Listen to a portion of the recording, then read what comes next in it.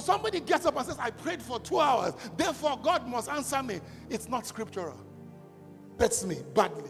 If you brought your car today and you brought it to the car park and you said, Pastor, come and pray and put the blood. When I go outside and I put the blood, if I can put the blood and if I know how to put the blood, who washed it off?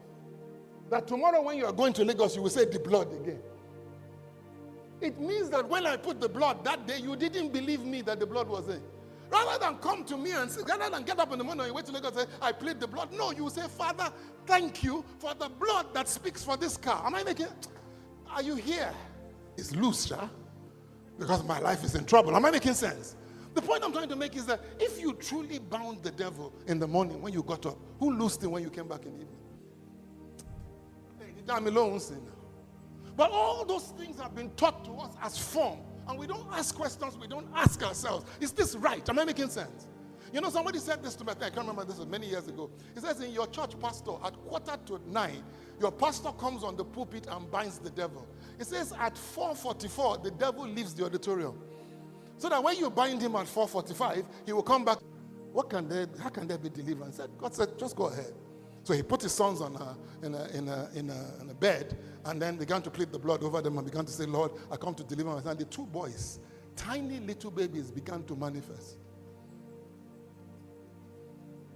Why? Because it came in through his covenant line. Am I making sense? He now said this. He said that what used to happen to them was when they wanted to cause trouble in this Christian environment, they will physically go there. Am I making sense? Lives. Who could walk into it? He says we don't know what we have. He says we don't even understand. You know what I mean?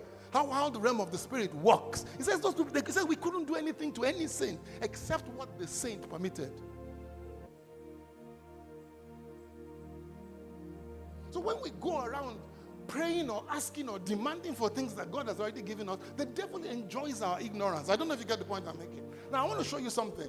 Joy is the reward of breakthrough in prayer. Not just in praying, but joy comes from getting the answer to prayer. How do I know? Let's go where the Bible says. Look, the Bible says, listen, guys, I want you to take this very serious. Look at what he says. In Hebrews chapter 12, verse 2, he says, looking unto Jesus, the author and finisher for what? Who? For what?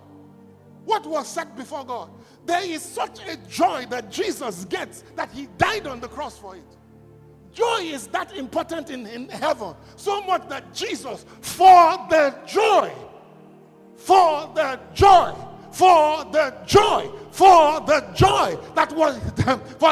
that was set before him, he endured the cross, despising the shame. He sat down at the right hand of God the Father. Wait a minute. He did all this for the that what?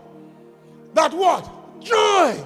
Listen to me. There is a joy you get out of answered prayer. And so when God says, I'm going to make you joyful in the place of prayer, he's saying you will have results.